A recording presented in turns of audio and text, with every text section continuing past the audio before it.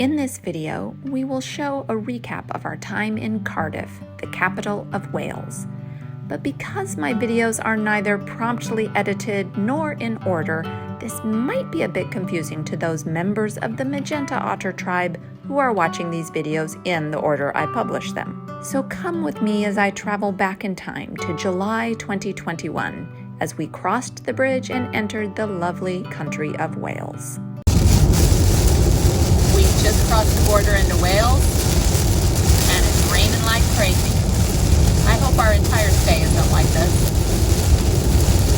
As was well documented in the Puffin Curse video, we did encounter some weather during our stay in Wales, which was definitely not optimal. But thankfully, during our visit to Cardiff, we had some relatively nice weather, with only occasional spells of needing to run around in between raindrops. So I just want to say first off that I know it looks like I'm always wearing the same shirt, but I love this shirt so much that I have two identical ones, and I brought them both with me, and I have a very limited wardrobe here. So we have 5 shirts total and 2 of them are the same. It does look like you're wearing that one a lot. but I have like 5 shirts total and 4 of them are magenta, so there you go. Anyway, hello from Wales. We got in our trusty little rental car this morning and headed to Wales, which is we're in Cardiff, which is only an hour and a half from Cheltenham. So we're stopping here for lunch, and we're excited about our 4-day trip to Wales. Last time we went to Wales last year, we only had a day in Wales total, which is not long enough. So we're looking forward to our Welsh excursion. We are going to see the coast. We're going to see family. We're going to hopefully see puffins. And it's just nice for me to be here because this is where I spent my summers when I was a child. And we might even learn some Welsh along the way. And we're also going to eat Welsh food. So lots on the agenda the next 4 days. Let's see how it goes. First order of business was tracking down my YouTube vlogger friend Imo, who lives in Wales, and took the train to Cardiff to meet us. In the center of Cardiff are these trees that are made from hanging flower baskets. They were rather lovely in real life, though on camera they don't look quite as colorful. My only criticism was that they were a bit lacking in magenta flowers. But no worries, there were some other flower baskets nearby that filled the bill so I could do my traditional magenta flower selfie. After hearing my friend Rachel from Britain on a Budget banging on about the pie minister for ages, I decided to finally try eating at one. Imo went along with this request and we stopped there for lunch. Let me tell you a bit about Imo. While originally from England, she has lived in Wales a long time. She started a YouTube channel where she vlogs about her daily life in Wales. As a talented musician, a single mom, a lifelong learner, and an avid walker. Her ability to do daily vlogs leaves me gobsmacked, as it often takes me many months to get a video published after filming it. Be sure to check out Imo's channel. I'll put a link in the description sharing the vlog she published of our day together. Of course, she published her vlog the next day, not the next year. Here's my lunch companion. Hello. Imo from The Life of Imo. Is that you now? Yeah, it's called The Life of Imo at the moment. YouTube channel, daily vlogger, and she has a pie with something in it. Oh, shrimp, wild mushrooms of hopefully not the poisonous variety. Those would be toadstools, right? And mash and gravy on the side, and then these are crispy halloumi fries with a sweet chili and lemon sauce. So yes, I'm eating halloumi once again before I go back to Texas and don't eat it for 8 months.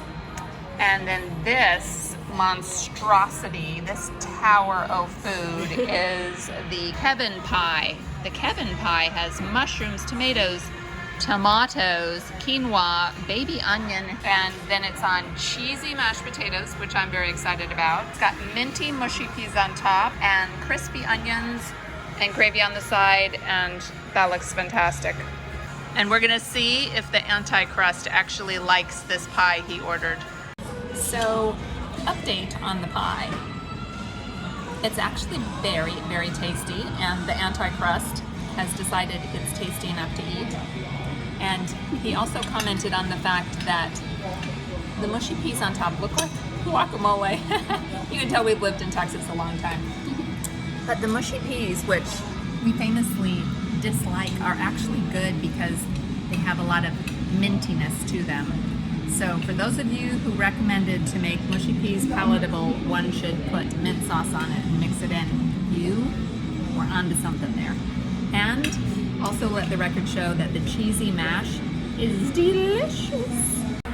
The halloumi fries are also super delicious. I've been eating a lot of halloumi, but these are so crispy, probably because they're deep fat fried and full of fat calories, but they're super delicious. This interesting building used to be the Prince of Wales Theatre, and now it is a Wetherspoons pub.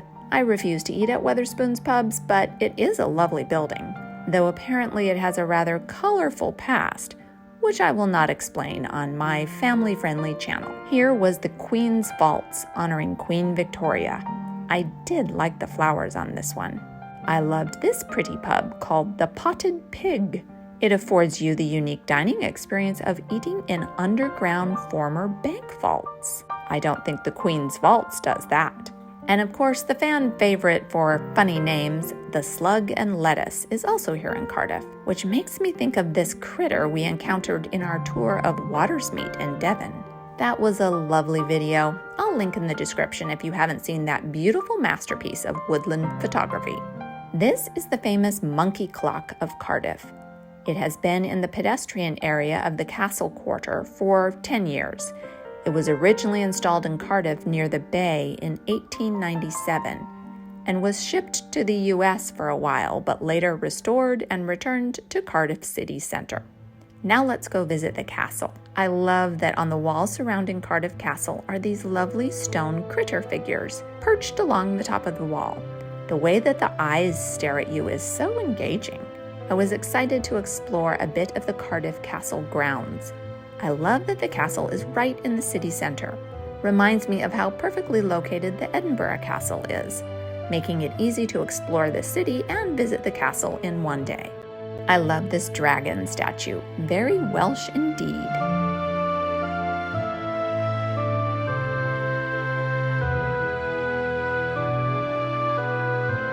I didn't get to explore the castle keep this trip, but I was chuffed to at least be able to film the keep with the Welsh flag flying gloriously in the breeze.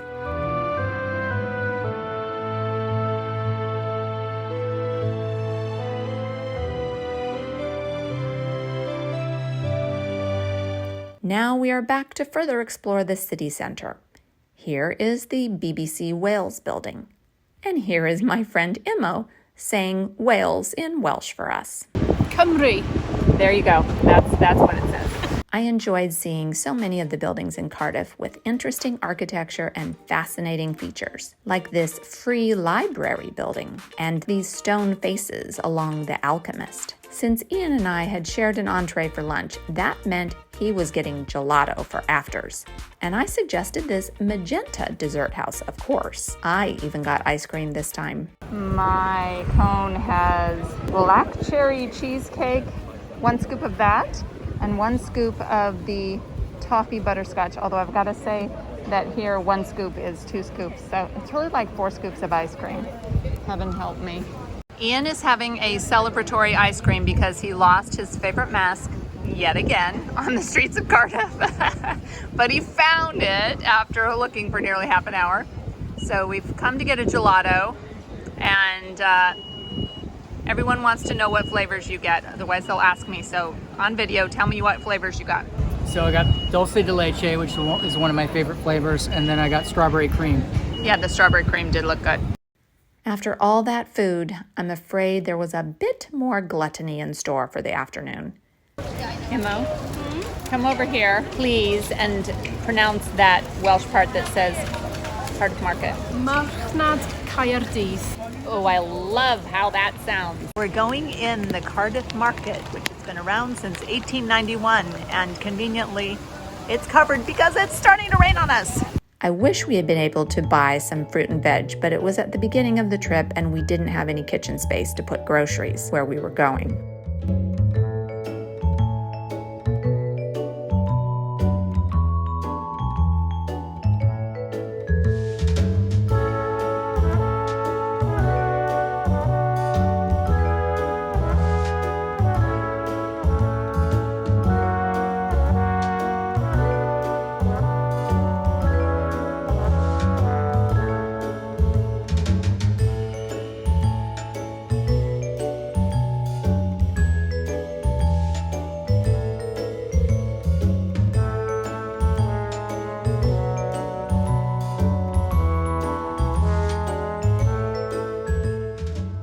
This would be a perfect time to boop the like button if you haven't already, and click subscribe for more British fun and adventures.